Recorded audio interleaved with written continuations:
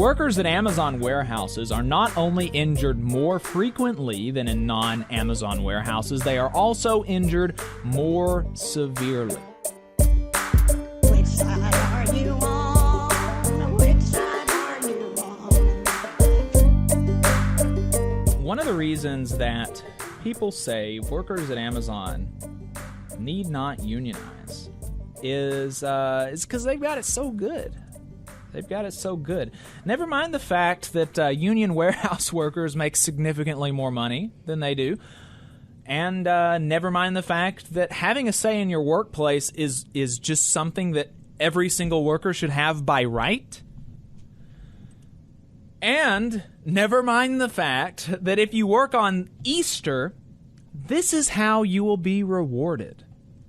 Thank you for coming in on Easter Sunday, a message said at an Amazon warehouse. Thank you for coming in on Easter Sunday. We are going to run a contest for P2. Anyone picking over a 310 rate, which is no doubt extremely high, I really don't know, will be entered in a raffle for a snack pack. Entered in a raffle, entered for a chance to win a snack pack, which is a water or soda and a candy. This is what the message said, and a candy or bag of chips of your choice. Good luck, everyone, and thank you. I mean, I feel the freedom there with the opportunity to get a candy. I don't know why. Wow. I mean, how generous of them. One of the most powerful, wealthiest corporations on planet Earth. And they're giving away a bag of chips. Yeah. Or a candy to a lucky winner. Wow. Yeah. How generous. I mean, treating workers like that, why would they ever even think about needing a union? Right. Yeah, and they could get a candy bar. Maybe, Yeah. I mean, if they work really hard Maybe on a holiday and they're the lucky winner, they could get a candy bar and a soda on Jeff Bezos' dime. How generous of them. I mean, see, like a raffle for $2. I mean, this would be embarrassing if this was like even a small nonprofit or a small business with low margins. It would be pretty embarrassing to do this. Yeah. But coming from Amazon, it's I don't know how the workers there felt about that when they walked in and saw it, but I can certainly imagine how they felt about it because I know how I would feel about it. Yeah. In addition to that slap in the face and all the other things that we just mentioned, Amazon is an incredibly unsafe place to work. A new report from the Strategic Organizing Center gathered information about the injury rates at Amazon facilities, and it's bad, folks. It's really. I mean, it's just like, I don't know how else to say it, really bad. Workers at Amazon warehouses are not only injured more frequently than in non-Amazon warehouses, they are also injured more severely. In 2020, for every 100 Amazon workers, there were 5.9 serious injuries requiring the worker to either miss work entirely or be placed on light or restricted duty. This rate is nearly 80%, almost double higher than the serious injury rate for all other employers in the warehousing industry, which is 3.3 per 100. I mean, 6 injuries per 100 workers in 2020. That's almost like a 1 in 20.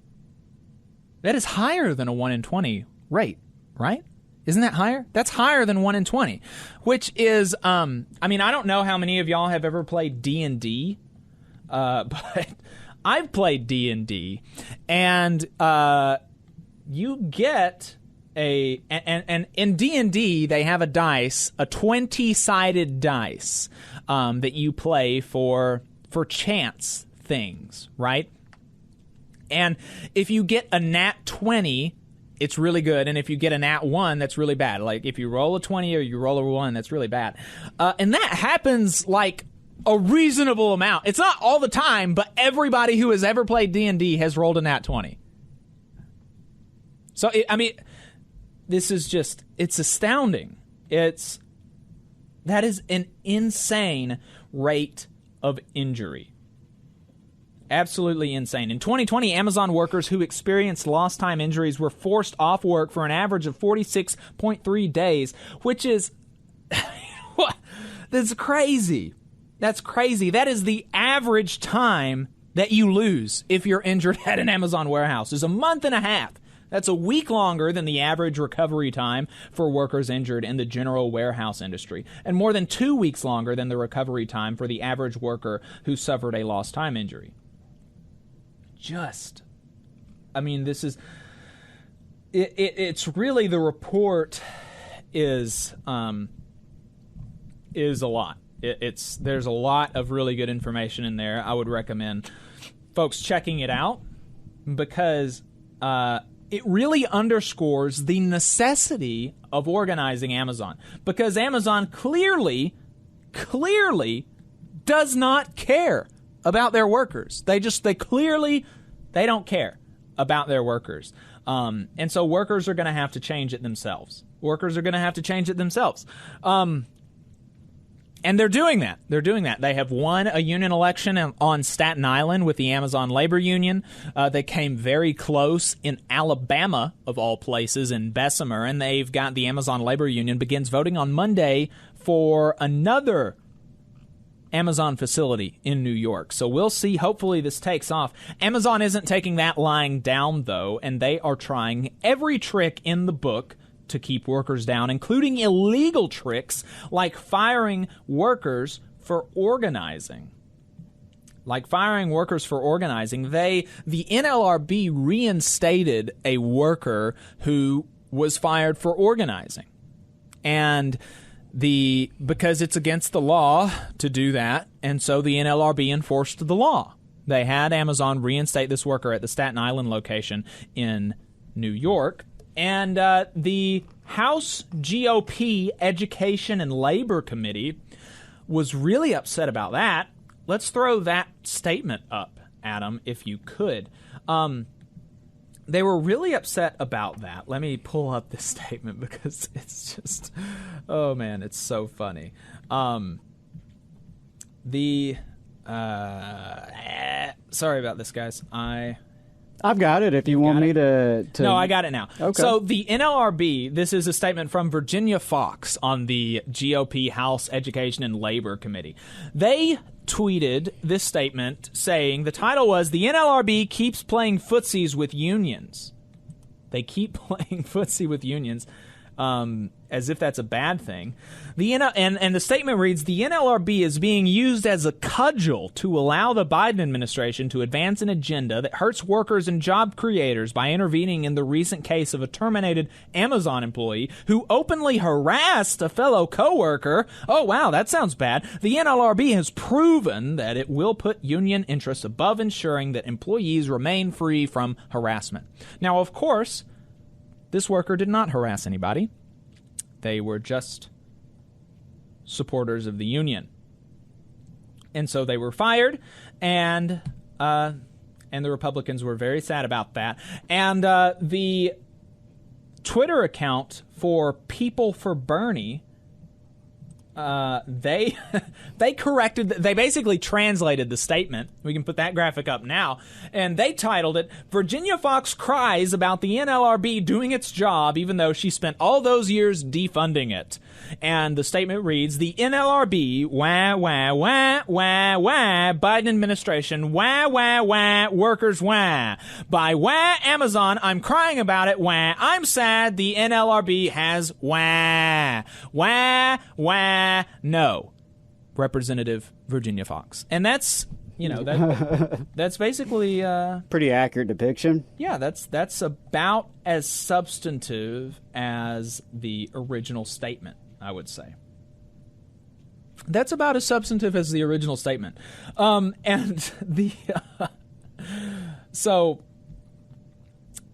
All of this union busting that they're doing, though, the union busting that Amazon is doing and that the Republicans in the House of Representatives are crying about the NLRB slapping them on the wrist for, all of this union busting is subsidized by the taxpayer. As, who was it in Jacobin that wrote that article, that really, really good article? It was Matthew Cunningham Cook and Julia Rock. They point out that, of course, and everyone knows this, Amazon, every time they build a facility, they get millions of dollars in taxpayer subsidies, and nearly all of those subsidies stipulate that Amazon must comply with the law. And so now an attorney for the Amazon Labor Union has filed a complaint asking the New York's Democratic Attorney General to investigate whether Amazon has violated labor laws and thus nullified its eligibility for subsidies. So that would be pretty good. That's interesting. Yeah. Way to go, ALU, for pursuing that little thread. Mm-hmm. Yeah. I wouldn't have even thought about that. Yeah, I think that's great, though, to expose the ways in which Amazon and so many other companies are subsidized by the public, by the state, and as we've discussed, like with project labor agreements, the state can put strings attached to that kind of subsidy, which is better than none at all. No strings at all, unfortunately, it seems to be the kind of Alabama way, but we'll see what happens with this New York case. That's very interesting. You just saw a clip from the Valley Labor Report. We are live every Saturday morning from 9:30 a.m. till 12:30 p.m. And we pride ourselves on keeping all of our content free to everybody so that we can talk to as many working folks as possible. If you support the work that we're doing, you think that it's important, you think that it's good, then consider making a monthly contribution to the project, and you can do that on our website, tvlr.fm.